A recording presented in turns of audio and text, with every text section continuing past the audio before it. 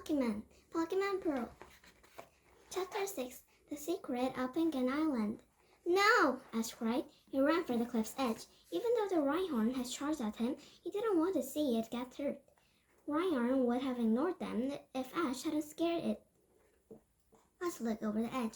The Rhyhorn was caught on a large tree branch sticking out the side of the cliff. It was safe, but not for long. The others joined Ash. Poor Rhyhorn, Missy said. We've got to find a way to help it.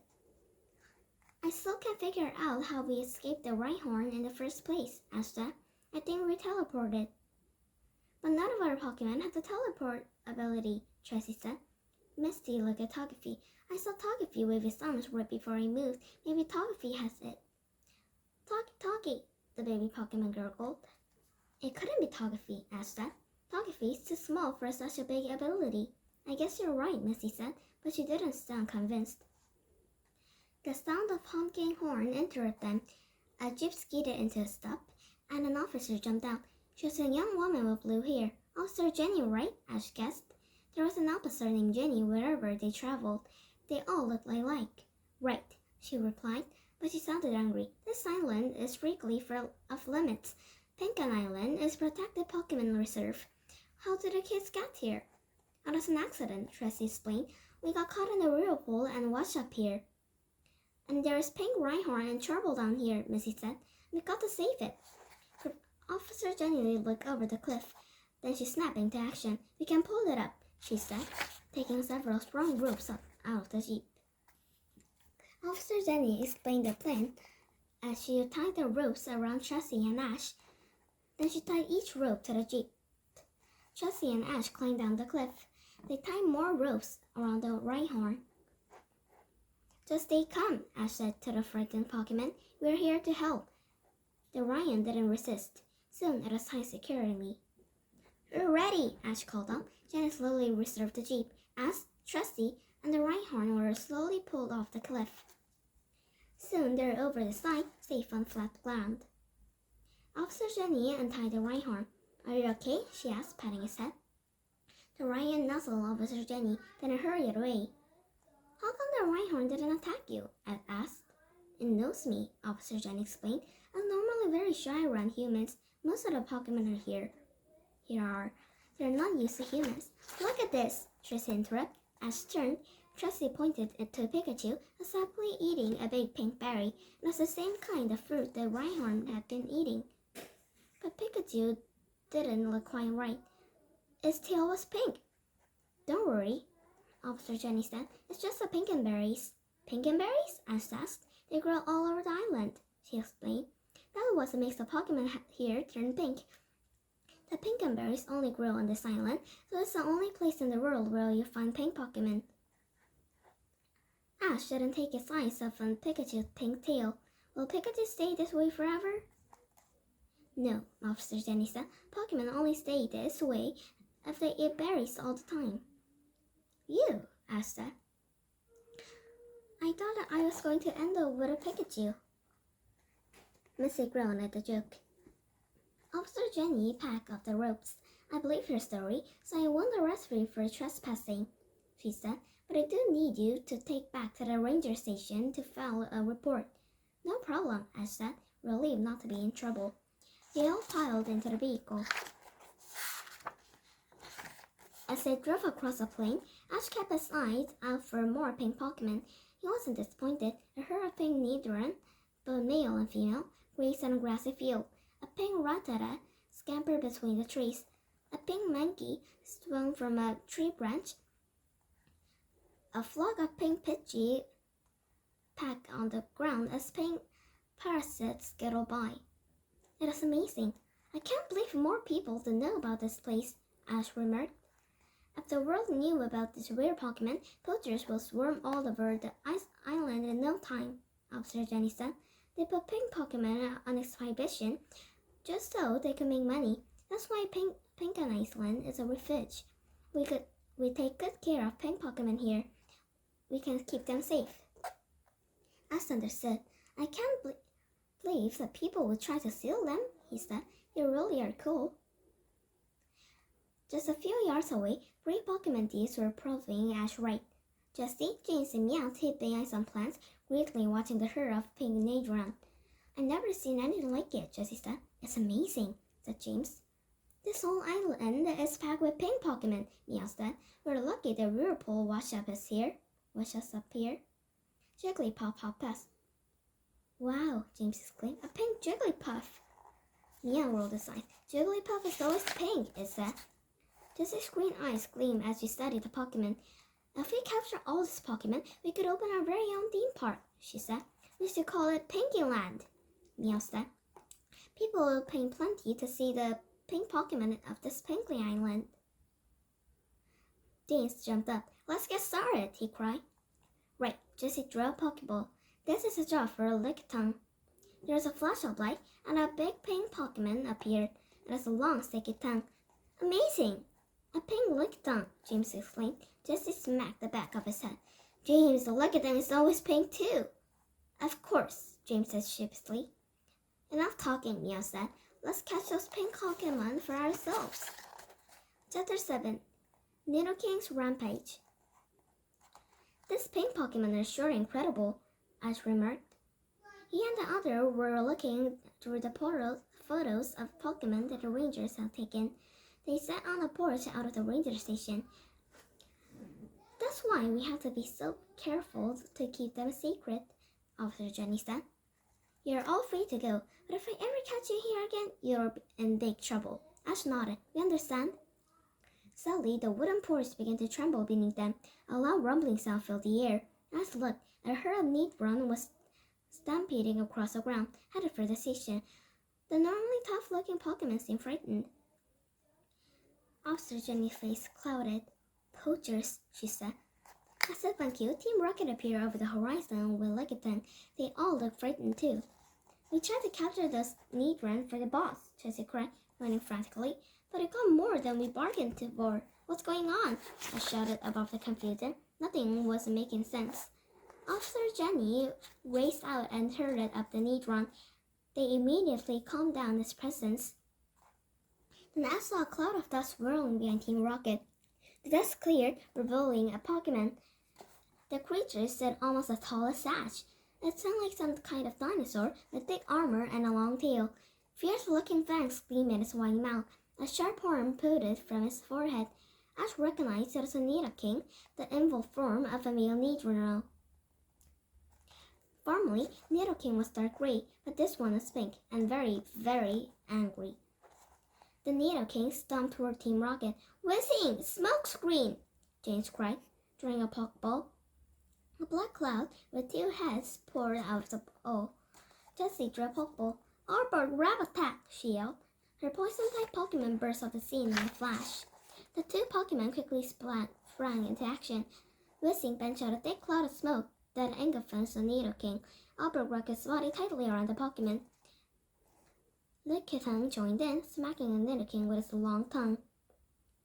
We've got them now, Nidoking, Jessie shouted triumphantly. We've got to stop them, Officer Jenny said. We'll help you, Ash said. He turned back to Pikachu. Give them your thunder shot. Pika! Pikachu nodded. It closed his eyes, and seconds later, lightning bolts of electricity exploded from his tiny body. The shot coursed through Jessie, James, and Meow, and knocked out Whizzing at Arbor, its sizzle Lickitung. The shot also hit Nidoking. Reviving it, the Pokemon roared and stepped to its feet. It was angrier than ever. Team Rocket tried to run. There was no use. Nidoking grabbed them one by one and hurled them through the air. Ash watched as they disappeared over the horizon. Looks like Team Rocket is blasting off again, he cried. The Nidoking wasn't finished. He turned to look at Ash and the others. He roared loudly, and sights glowed with angry red. It still looks mad, Ash said. Team Rocket got all riled up, Officer Jenny said. As blinded by rage, we'd better get out of here. Get in the car. Officer Jenny hopped behind the steering wheel, and the others quickly followed.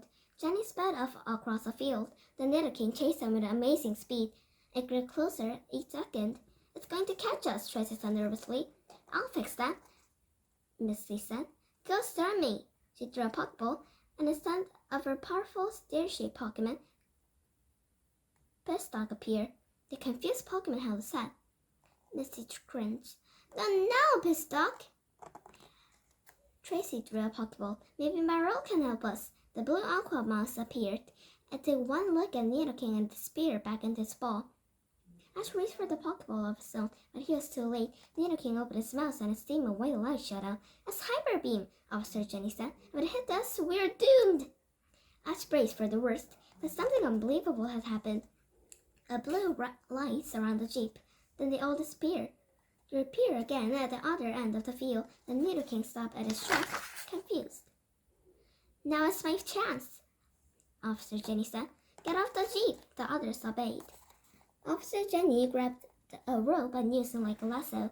She drove off to the Nidoking and drew the rope around before it can react. Then she drove the Jeep in circles around the Pokemon. Soon the Nidoking was safely wrapped in the ropes. "Amazing," Tracy remarked. "She stopped Nidoking without hurting it at all." "I think it's amazing that it teleported before Nidoking could hit us with the Hyper Beam," Missy said. "I know this may sound weird, but I think Togepi did it. I really think Togepi knows some attacks." "What makes you say that?" Tracy said. "When the Rhyhorn attacked us, Togepi waved his arms," Missy said. "And I think I saw Togepi wave his arms again when a Nidoking attacked. At least, I think I did." Ash laughed. "Togepi's just a little baby. You can't do any powerful attacks, can you, Togepi?" He patted Togepi's pointed head. Togepi just giggled. Togi, it said happily. "Maybe whatever saved us in a secret," Ash said. "Just like the pink secret of pink Pokemon." "That's a secret I hope you'll keep," Officer Jenny said. "We will," Ash promised. Chapter 8. The Grapefruit Islands. "I sure could go for some fresh food," Ash complained. He and the others were once again standing in Lapra's back. He'd been living off the right food in his backpack for 2 days. Pikachu agreed. Tracy peered through his binoculars. "You may be in luck, Ash," he said, pointing. "Look!" A cluster of small islands rose out of the distant water. Ash squinted. It looked like they were covered with tall green trees. "Those are grapefruit islands," Tracy said. "All of the islands are supposed to be covered with grapefruit globes." Ash licked his lips. "A juicy grapefruit will taste great right now, Lapras. Let's go!" Lapras picked up speed. In less than an hour, they were on the shore of their first island. They dismounted onto a small beach. A few yards ahead, Ash saw that Tracy was right. The beach was lined with tall grapefruit trees. Bounces of the round yellow fruit drooped from the branches. "They look great," Tracy said. "And delicious," added Ash. He reached up and picked one of a branch. "Stop, thief!" a voice cried. Ash spun around. A tall woman in a blue work uniform approached them. Her black hair hung down from her back in a ponytail. She looked angry. "A thief?" Ash asked. "We'll catch him for you." The woman grabbed the grapefruit out of Ash's hand. "You're the thief, and grapefruit thief." "Wait a minute," Ash protested. "We're not thieves, honest. We're traveling in the ocean and found your island. I'm just hungry." The woman studied Ash and others, then she nodded. "I'm sorry, I guess you don't look grapefruit thieves," she said. She held out her hand. "I'm Ruby." Ash and his friends introduced themselves. "Why are you so worried about people stealing the grapefruit?" Ash asked. "We work hard to grow this grapefruit," Ruby explained. "Take months of hard work. Then the thieves come and help themselves and make me angry." Ash nodded. "I see what you mean." Two men in the work clothes like Ruby ran up. "Ruby, we got a problem," one of the men said. "A thief?" Ruby asked. "Worse than that," said the other worker. "Follow us." They ran through the grapefruit orchard. They hadn't gone far when Ruby stopped in her tracks. "Oh no," she said softly. A whole of grape trees were destroyed. Branches were snapped in half and thrown on the ground. None of the trees had grapefruit or even any leaves. "Who did this?" Ash asked. "Only one thing could do this so much damage," Ruby said. "A Snorlax." Chapter 9. "Stop the Snorlax!" "It's over here!" one of the workers shouted. Ash and the others followed the worker. Then Ash stopped, amazed. A massive Pokemon stood in the grapefruit orchard. It was almost as tall as one of the trees. It had a round, fat body. It was mostly black, but its belly, face, and feet were tan. The Pokemon was breaking off the tree branches and shoveling the juicy grapefruit into his large mouth. Astro got its Pokedex. Snorlax, the sleeping Pokemon, Dexter said. Snorlax isn't satisfied unless it eats the last 900 pounds of food per day. Once it's full, it promptly goes to sleep. Stop the Snorlax immediately, Ruby ordered to the workers. The man ran up to the Pokemon and tried to grab the grapefruit branches out of his hands, but Snorlax punched him with his meaty paws. The man went flying backward. They can't do anything against it, Missy said. Ruby frowned. If we can't stop it, we need to pick up the grapefruit before Snorlax gets to them. She took a walkie-talkie on her belt and spoke to it. We need more hands out of here. We've got an emergency. We can help too, Ash said. I use my Pokemon. Ash drew a Pokeball. Bulbasaur, go! He cried. A grass-type Pokemon appeared. Bulbasaur looked like a blue-green dinosaur with a plant bolt on its back. Ash walked to the group of trees and Snorlax hadn't touched yet. Bulbasaur, Vine Whip! Ash commanded. The bowl of Bulbasaur's back opened up and two thick green vines shot out. They reached up to the trees and cleanly picked up two grapefruit. Missy drew a Pokeball. A water-type Pokemon that looked like a starfish appeared. Staryu, you can help too, Missy said. Staryu flew through the air like a flying disc. It slid through the trees, chomping off the grapefruit in its path.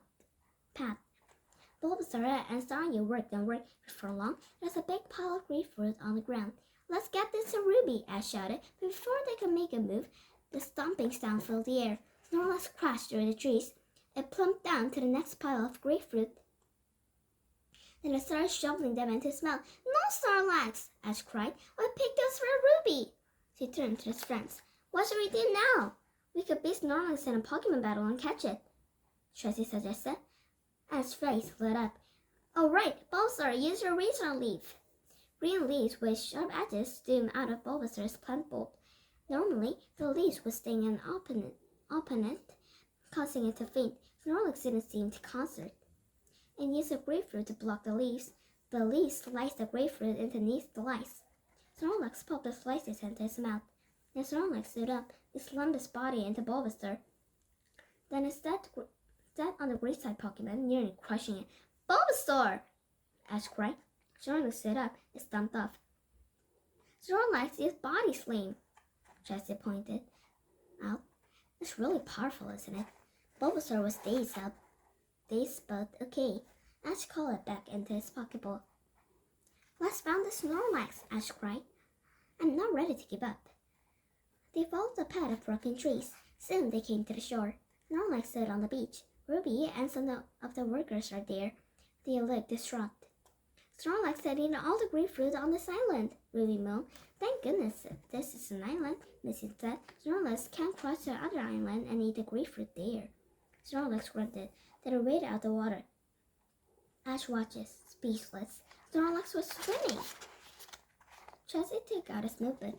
Amazing, Snorlax can swim. That explains how it's finding this island in the first place. We have bigger problems to worry about now, Ruby said.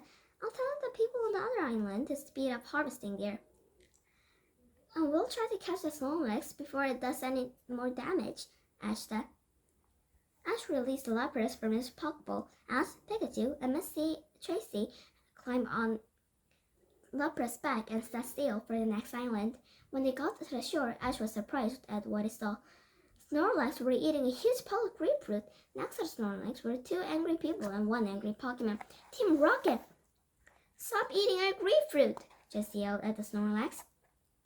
We worked so hard to steal it, James moaned. Ash jumped off Lapras' back. Not you again, he said. Listen, why don't you just go away? We've got important things to do here.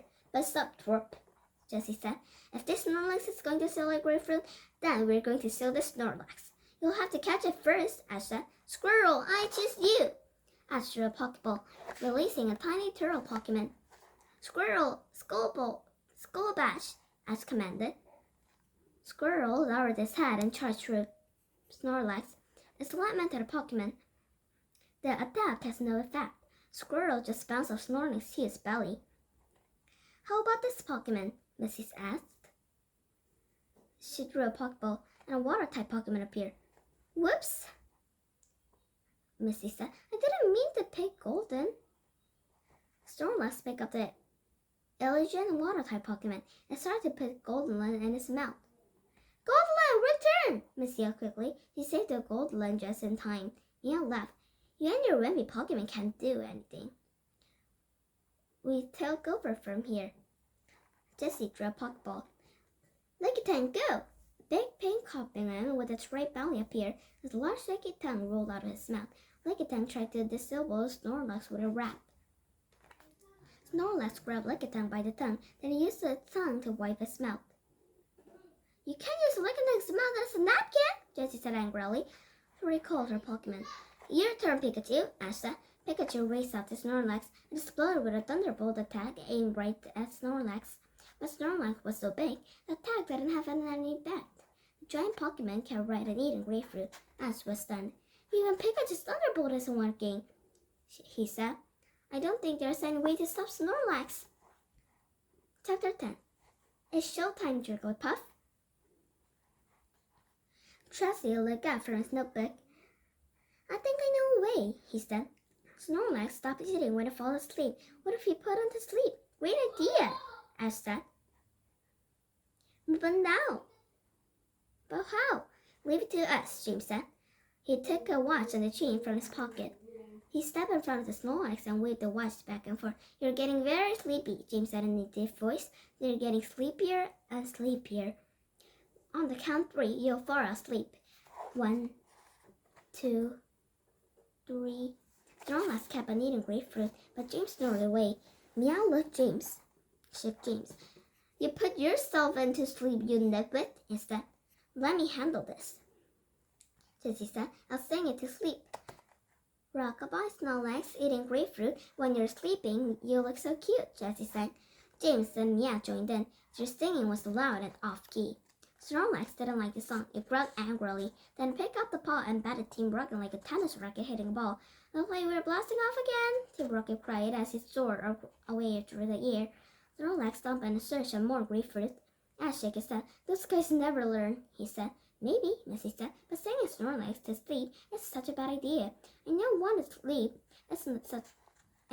Pokemon whose songs can put anyone to sleep. Jigglypuff, Tracy said. Ash thought. We know Jigglypuff has been following Team Rocket around since we came to the Orange Islands, he said. Maybe it's around here somewhere. Missy frowned. Jigglypuff always shows up when we don't want it to. And now we really need it. The sound of a motorboat interrupted them. It was Ruby. She rode up to the shore and jumped up. Things are bad, she said. Our radar shows that Snorlax is eating most of the grapefruit on this island. When it's done, it'll head for the third island. We have no grapefruit at all. If we can't stop it. This is bad, Ash agreed. To make matters worse, half of my workers are my commission, Ruby said. My foreman found them asleep. They all had pictures drawn on their face with marker pens. Missy and Ash exchanged glance. They know that Jigglypuff got angry when people fell asleep during his song. With his anger, he drew on the faces of his sleeping audience with marker pens. Maybe Jigglypuff is here when we need it, Ash said. Then we need to lure it to Snorlax, Missy said. I think I know how. Missy got some supplies from Ruby. Then they walked to the opposite shore of the island. Snorlax would be there soon. Ash saw Missy set up a small stage out of wooden planks near the beach. They hung Ruby's walkie-talkie on the pole that it looked like a microphone, and they left some colored markers next to the stage. They needed to bet for Snorlax too. Jessie and Pikachu picked some grapefruit off the nearby tree. They piled it high. When they were done, they gathered behind a large bush. Now we just have to watch, Ash said. Watch and wait. Snorlax were the first to arrive. It sat down next to the pile of grapefruit and began to eat. Come on, Jigglypuff, Missy whispered. We need you. Slowly, I saw a tiny pink Pokemon up onto the beach. Jigglypuff! Jigglypuff hopped along, then it saw the stage and stopped. Jigglypuff's large blue eyes lit up. Jiggly! The Pokemon said happily and hopped onto the stage. It picked up the makeshift microphone. Then it started to sing, Jigglypuff, Jigglypuff. As a lullaby floated through the air, Snorlax stopped eating and yawned. The lullaby was working. The lullaby was working on Ash too, but he had to fight it. Quick, Pikachu, he said. Thunder, Pikachu. Pikachu was sleepy, but is able to aim an electric blast at Snorlax. It's time the blast worked. Snorlax slowed down, weakened. Pikachu fell back, fast asleep. Ash struggled to keep his eyes open. With every ounce of strength he had, he hurled the Pokeball at Snorlax. The ball opened and shot a beam of white light at the Pokemon. Snorlax disappeared. The ball closed. I did it, Ash said. I caught Ash sank to the ground, fast asleep. He woke up hours later. Ash rubbed his eyes. Misty, Tressie, Ruby, and Pikachu were waking up too. They all had color marked all on his faces. They looked pretty silly, Ash knew. But he didn't care. I caught Snorlax, he said, excited. Thank you, Ruby said. Without you, we couldn't have saved the grapefruit on the other island. Some workers came through the trees. Snorlax isn't on our radar anymore, one man said. Ruby explained what had happened. That's great, said the worker. And there's some more great news. The trees of Snorlax and the grapefruit are off for starting to bud already. She pointed to a tree. Asked, look, where Snorlax had broken off a branch, a leafy green bud has formed. I can't believe it, Ruby said. Our next harvest will be great. This island will be covered with grapefruit once again. Snorlax may have the ability to help plants grow, Tressie guessed. Ruby smiled and shook her head. That's the most amazing thing I ever seen. Ash thought about it. So far on the Orange Islands, he had seen the onyx that had made clear crystal instead of hard rock. She had witnessed the Marl and Venonat's amazing track abilities. He had seen an island filled with pink Pokemon. He had felt them teleport mysteriously. And now he had caught his very own Snorlax. I'm sure there are lots more amazing things to see in Orange Islands, Ash said. And I'm going to do my best to see them all. Don't forget, Ash, Missy reminded him. You have to return the GS ball to Professor Oak sometime. And didn't you want to earn some badges in the Orange League? Tressie said. Ash grinned. No problem. We can do it all, can we, Pikachu? Pikachu smiled and nodded with determination. Pikachu! Thanks for listening. Please subscribe me and a great day. Bye-bye.